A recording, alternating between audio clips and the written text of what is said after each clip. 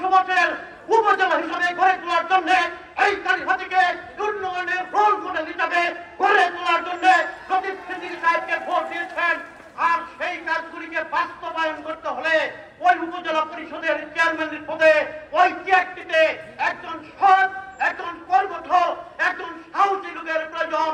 আর তিনি হলেন জননেতা আজাদ সিদ্দিকী সাহেব।